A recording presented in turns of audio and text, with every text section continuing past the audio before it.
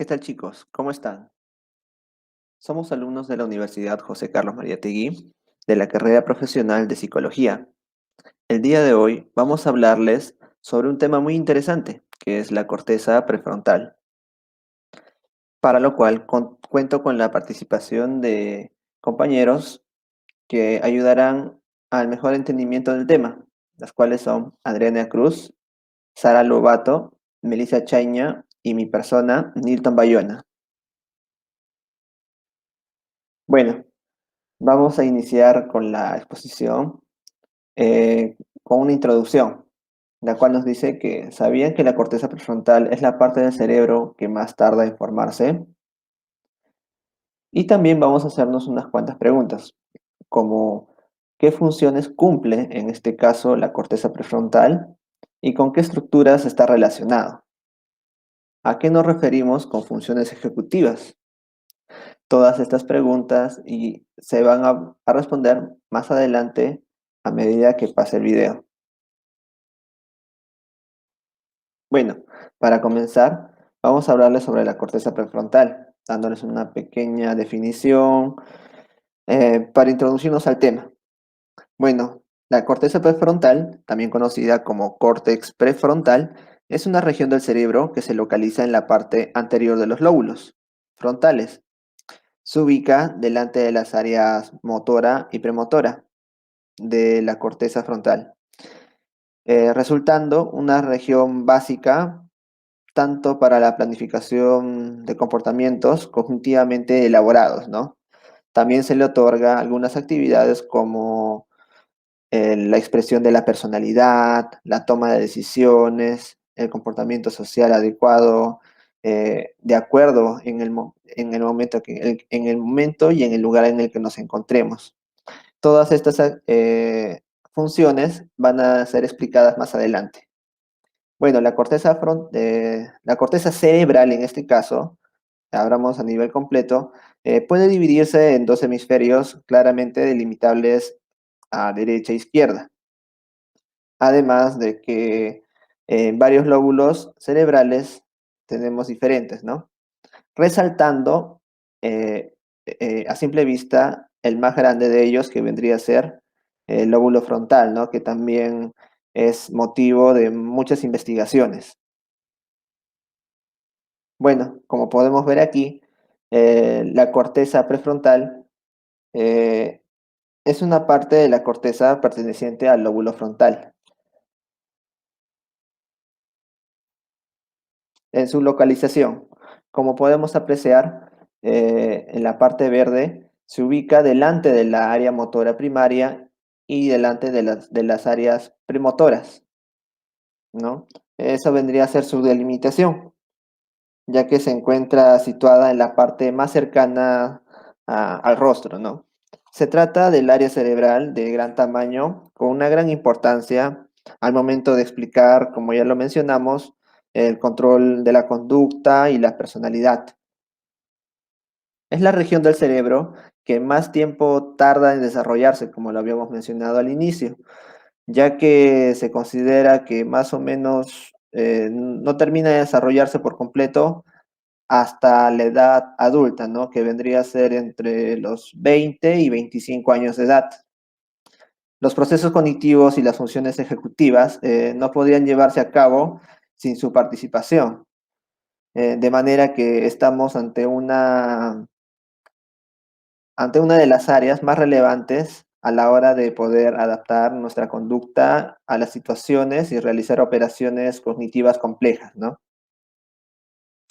Para ser más concretos en lo que es la localización, la corteza prefrontal se halla justo por delante de estas dos áreas, como mencionamos, de la área motora primaria y la área premotora, involucrando también lo que vendría a ser las circunvoluciones frontales, ¿no? En este caso tendríamos la superior, la media y la inferior, por lo que también se podría considerar dentro de la delimitación de lo que vendría a ser la corteza prefrontal, distintos puntos del área de Brodmann, como los cuales tenemos el 8, 9, 10, 11 44, 45, 46 y 47.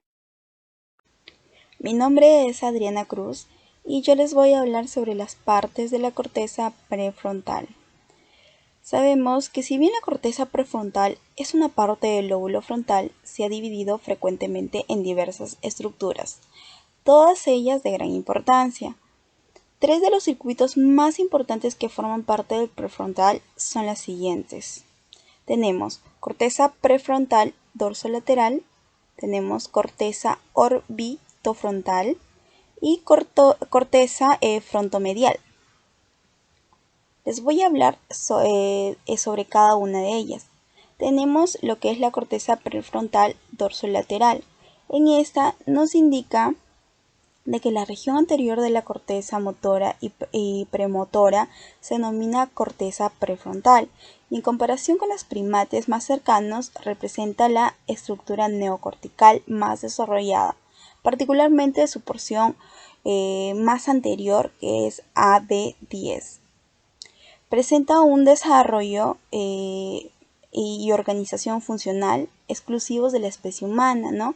Estas zonas se consideran regiones de asociación supramodal o cognitivas, ya que no procesan estímulos sensoriales directos.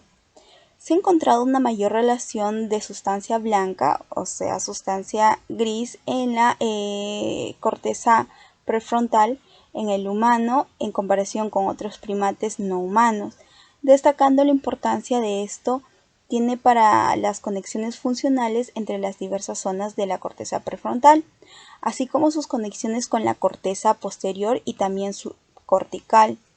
La región dorsolateral de la corteza prefrontal se denomina corteza prefrontal dorsolateral y se divide funcionalmente en dos porciones, ¿no? Que es dorsolateral y anterior, y estas presentan tres regiones: superior, polo frontal e inferior. Luego de esto, la porción dorsal se encuentra estrechamente relacionada con los procesos de planeación, memoria de trabajo y fluidez, solución de problemas complejos, flexibilidad mental, generación de hipótesis, estrategias de trabajo, seriación y secuenciación, procesos que en su mayoría se consideran funciones ejecutivas. Pasemos a la corteza orbitofrontal.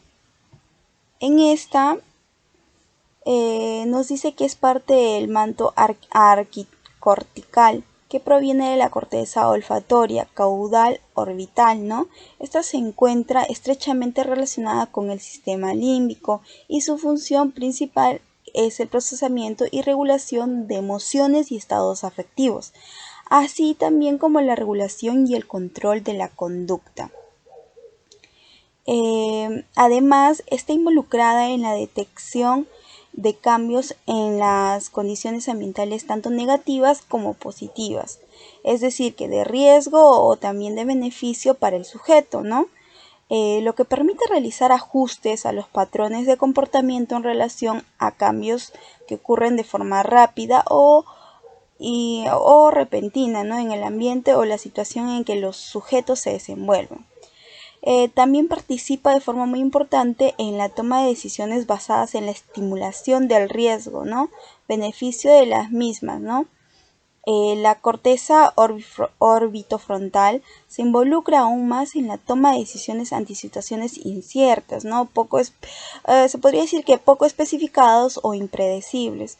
Se plantea que su papel es la marcación de la relevancia, es decir, emocional, ¿no? De un esquema particular de acción ante muchas opciones más que se encuentran disponibles para la situación dada, ¿no?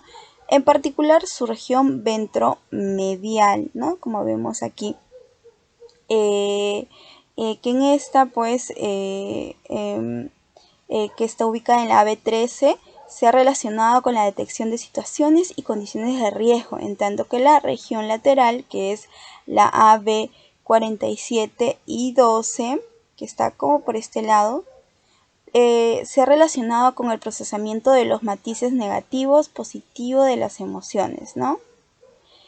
Y,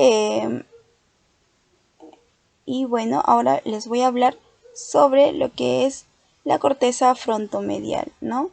En esta nos dice que la corteza frontomedial participa activamente en los procesos de inhibición, en la detección y solución de conflictos, ¿no? Así como también en la regulación y esfuerzo atencional. Además, también participa en la regulación de la agresión y de los estados motivacionales, ¿no? Que también se considera que la corteza del cíngulo anterior, que es la AB24, ¿listo? Funciona de forma integrada con esta región, ¿no? Su porción inferior, que es la inferomedial, que está en la AB32, como nos indica aquí, está estrechamente relacionada con el control autonómico, ¿no? Las respuestas viscerales, las reacciones motoras y los cambios de conductancia, ¿no? De la piel ante estímulos afectivos, mientras que la porción superior se relaciona más con los procesos cognitivos, ¿no? Lo que es aquí en superomedial, ¿no? Que se encuentra por esta zona, y pues como les comentaba, se relaciona más con los procesos cognitivos, ¿no? Y las porciones más anteriores de la corteza frontomedial, que es prefrontal medial, ¿no? Que se encuentra aquí, que está en la AB10, se encuentran involucradas en los procesos de mentalización, ¿no? Que es la teoría de la mente. Bueno, finalmente tenemos lo que es la relación con otros sistemas, ¿no? En esto nos comenta que la corteza prefrontal tiene importantes conexiones con una gran cantidad de regiones, ¿no? Dentro de ellas está tanto como las corticales como subcorticales, ¿no? Como por ejemplo el sistema límbico, los ganglios basales, el hipocampo, el tálamo, el resto de lóbulos cerebrales. Es por ello que influye y se ve influida por una gran cantidad de informaciones, ¿no? Provenientes de muy diversas regiones, resultando impredeciblemente para la correcta gestión de la conducta y de nuestros recursos. Pasamos al siguiente tema. Hola, ¿qué tal? Mi nombre es Eva Sara Lobato Chávez y yo les voy a hablar acerca de las funciones de la corteza prefrontal. Bueno, las funciones ejecutivas son un conjunto de habilidades cognitivas y metacognitivas que nos permiten dirigir nuestra conducta hacia un fin e incluyen la capacidad para planificar, llevar a cabo y corregir nuestra conducta. Dicha corteza es una parte imprescindible y de gran importancia para el ser humano, pues permite la integración y el procesamiento de las distintas informaciones y posibilita la existencia de habilidades complejas como el pensamiento abstracto, la autoconciencia y la planificación. La adquisición de estas funciones muestra un comienzo alrededor de los 12 meses de edad y a partir de entonces se desarrolla desde los 4 hasta los 18 años de una manera un poco más lenta, aunque se dice que a partir de los 12 años aproximadamente ya un niño ya tiene las funciones ejecutivas de un adulto. Se puede decir que en todo caso son las funciones más complejas del ser humano, ¿no? Son soportadas principalmente por la corteza prefrontal y participan en el control, la regulación y la planeación eficiente de la conducta humana, ¿no? También permite que las personas se involucren exitosamente en conductas independientes, productivas y útiles para ellos mismos, ¿no? Un ejemplo sería, las funciones ejecutivas serían algo así como el director de una orquesta que coordina la ejecución de los músicos, indicándoles cuándo empezar a tocar, qué ritmo mantener y con qué intensidad ejecutar sus partes.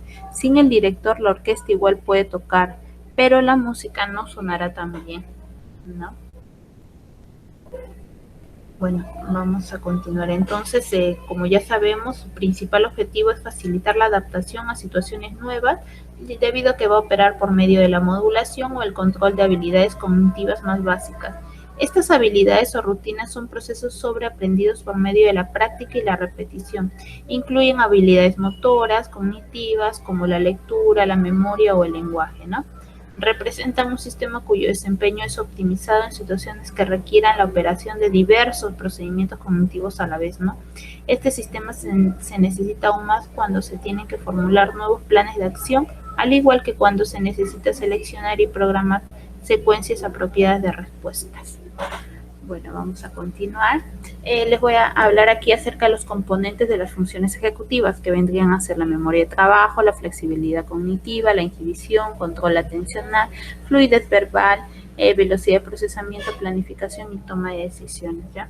Vamos a empezar aquí por la memoria de trabajo, que aquí vendría a ser pues la capacidad de mantener la información de forma activa por un breve periodo de tiempo, sin que el estímulo esté presente, ¿no?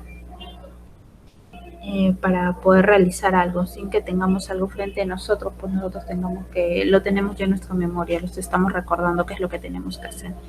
Luego tenemos la flexibilidad cognitiva.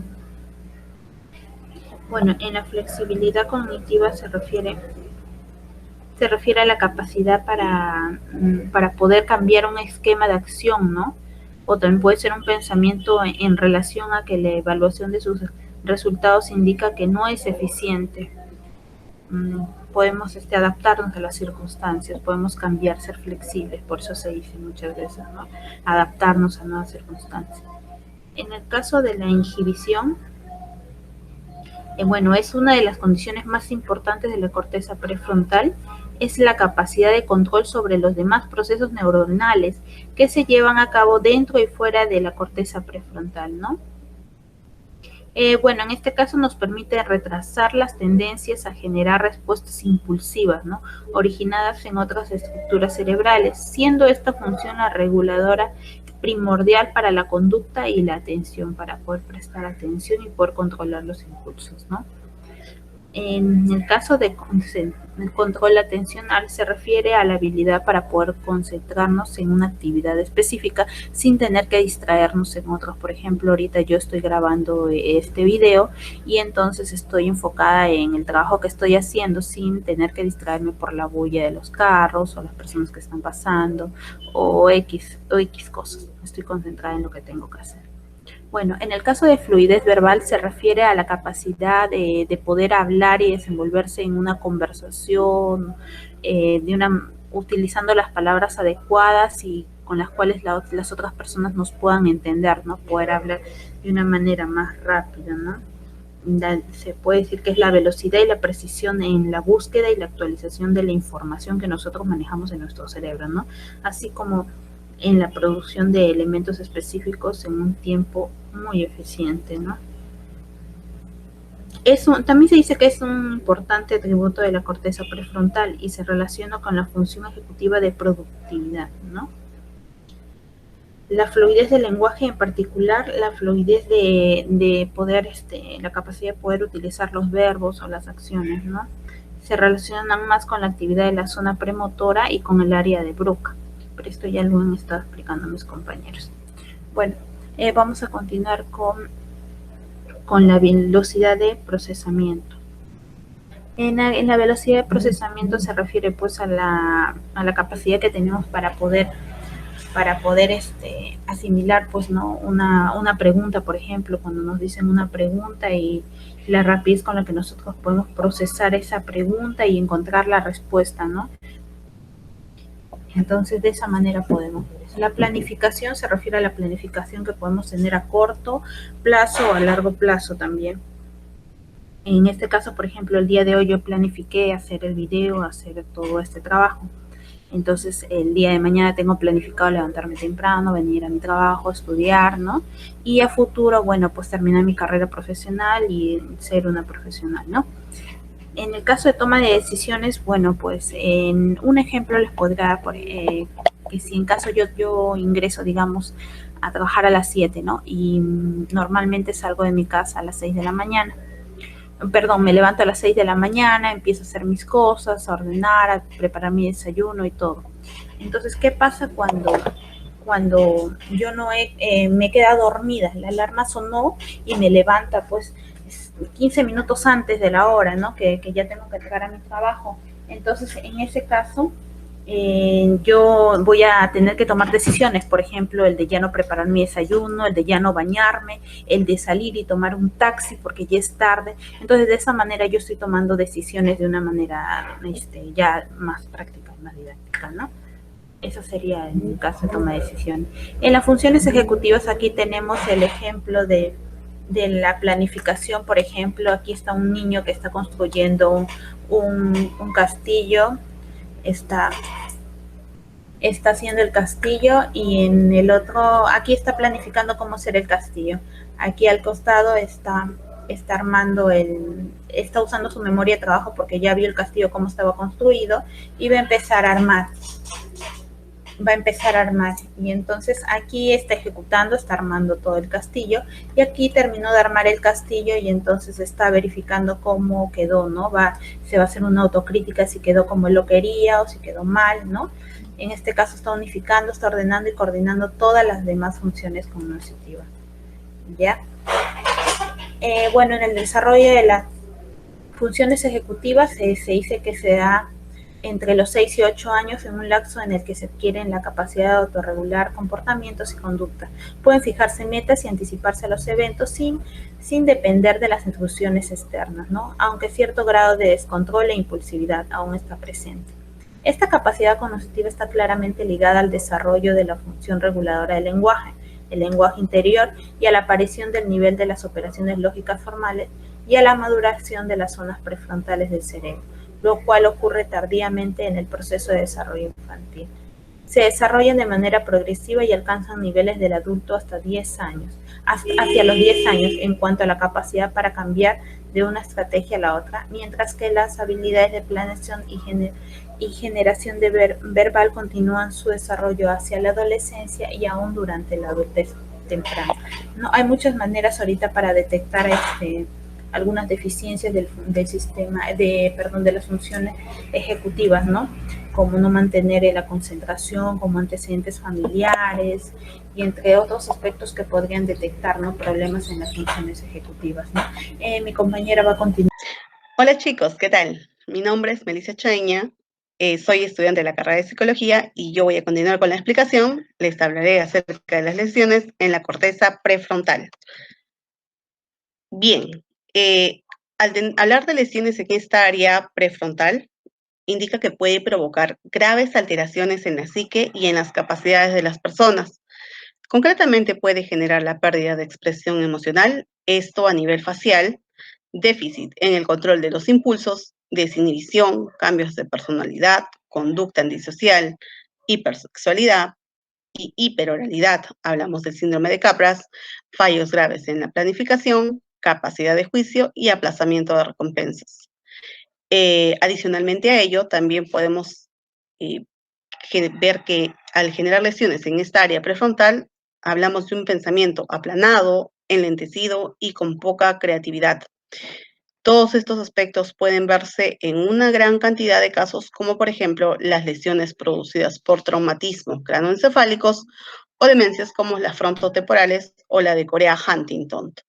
Pero para ser un poquito más exhaustivos, vamos a hacer un análisis neuropsicológico del daño frontal. Esto dicen que se complica por la variabilidad del tamaño de la lesión, el tipo de la patología, el daño cortical o el daño subcortical, o en ambos casos, la región de la corteza que se ve afectada, el tiempo de desarrollo que lleva la lesión y el impacto de la desconexión funcional con otras áreas corticales. Debido a todos estos factores, es que las definiciones de daño frontal varían considerablemente y se ha advertido que no existe una única entidad y no se puede llamar solamente un síndrome frontal, ni se puede agrupar en una sola todas las variantes. Eso sería un error. El daño frontal va a producir diversas características. Estas son cognitivas y conductuales, en dependencia y de la zona que se dé o las lesiones que se dé. Por ejemplo, ¿no es cierto? Si hablamos del daño en la corteza orbitofrontal, diremos que producirán alteraciones en la regulación afectiva y conductual. Y si hablamos del daño en la corteza prefrontal dorsolateral, esto afectará principalmente las funciones ejecutivas. Y si hablamos del daño o lesiones en la corteza prefrontal medial, producirán alteraciones del control atencional y de mentalización. Las lesiones se vuelven más polares y producirán alteraciones en las capacidades de cognición y metacognición. Por eso se ha tomado como un criterio funcional agrupar a los pacientes. Como podemos ver aquí, tenemos algunas de las lesiones de la corteza prefrontal. Pérdida de la expresión emocional. Como dijimos, se da a nivel facial. Déficit en el control de los impulsos, cuando no podemos controlar, en este caso, la ira, ¿no? La desinhibición, el modo particular de expresar nosotros nuestros pensamientos, por decirlo de esta manera, o nuestras conductas, ¿no? Cambios de personalidad, en este caso hablamos de un trastorno de personalidad múltiple. La hipersexualidad, cuando hablamos de una adicción al sexo. La hiperoralidad, conocido como el síndrome de Clover-Bassi o síndrome de Capras, es cuando no controlas el deseo de comer y tampoco el deseo de tener sexo, ¿no? Pero adicionalmente a ello, hay otro tipo de lesiones bilaterales, como son el deterioro de la toma de las decisiones, distracción, una labilidad emocional, desinhibición social, impulsividad, hiperfagia, una falta de planeación. Presentamos una emoción restringida, empatía deficiente, entre otras cosas, ¿no? Lo que va a generar los daños en la corteza prefrontal. Bien, yo les voy a comentar un caso muy sonado, y creo que fue uno de los primeros en documentarse, que fue el caso de Phineas Gage, un hombre quien le atravesó una barra de metal, como pueden verlo de esta manera, aquí en la imagen. Este lado cómo atravesó su cráneo, miren, lo que dejó. Les voy a contar a grandes rasgos, o a grosso modo, de qué trató ¿no? Este es uno de los casos más conocidos y fue uno de los primeros en documentarse de una lesión en la corteza prefrontal. Este era un joven capataz de la línea de ferrocarriles, quien por un accidente laboral que ponía pues pólvora, se generó una explosión y resultó que una barra de metal de 1 metro de longitud y 3 centímetros de diámetro le atravesó el cráneo. El joven cayó y bueno, pues después de unos minutos recobró la conciencia, pero ya tenía un agujero que trazaba una diagonal desde sus mejillas hasta la parte superior de la cabeza, justo encima de la frente. Gran parte de sus lóbulos frontales del cerebro, hablamos en este caso del prefrontal y del órbito frontal, habían dejado de existir, ya no los tenía. Sin embargo, Phineas Gage no solo sobrevivió a la experiencia, sino que también fue capaz de recobrar la mayor parte de sus habilidades mentales. Pero acá hay un detalle. Phineas Gage, antes del accidente, lo consideraban como un hombre amable, mesurado y cordial. Sin embargo, luego de que sufriera este terrible accidente que le atravesó la barra de metal, se volvió un hombre impulsivo, agresivo, radical, hostil, incapaz de planificar acciones o mantenerlas en el tiempo. Adicionalmente a ello, empezó a sufrir cuadros de epilepsia, por lo cual provocó su muerte a los 38 años de edad. Fue un caso, yo los invito a que lo busquen y lo lean, porque es muy interesante. Vamos a continuar hablando de trastornos asociados. Vamos a hablar de la esquizofrenia, de la bipolaridad y de la hiperactividad, ¿no? ¿Cómo nosotros podemos hablar de estos datos que se han recogido? Será acerca de los efectos que producen los daños directos en la corteza prefrontal, lo cual nos va a indicar que esta región del cerebro no solo se encuentra relacionada con las habilidades de comprender las consecuencias a largo plazo, sino que van a involucrar la capacidad mental de demorar la gratificación inmediata. Esto, por ejemplo, hablamos, o sea que la mejor comprensión del papel del córtex, en este caso prefrontal, se da en distintos trastornos neurológicos, como son la esquizofrenia, la bipolaridad o el trastorno de déficit con atención e hiperactividad, ¿no? Estas 3 patologías se han relacionado con cierta disfunción de la corteza cerebral y además han hecho la aparición de alteraciones conductuales en las personas. Pero para ello también se han iniciado ensayos clínicos de farmacoterapia, lo cual ha obtenido ciertos objetivos, ¿no? Y ciertos logros, como por ejemplo la guanfacina, que nos ayuda a mejorar la función de la corteza prefrontal. Pero adicionalmente a ello, hay algunas condiciones patológicas como la presión, las elevadas respuestas de estrés, la conducta y los intentos de suicidio, las sociopatías o las drogadicciones que están relacionadas con el funcionamiento de la corteza prefrontal, ¿no?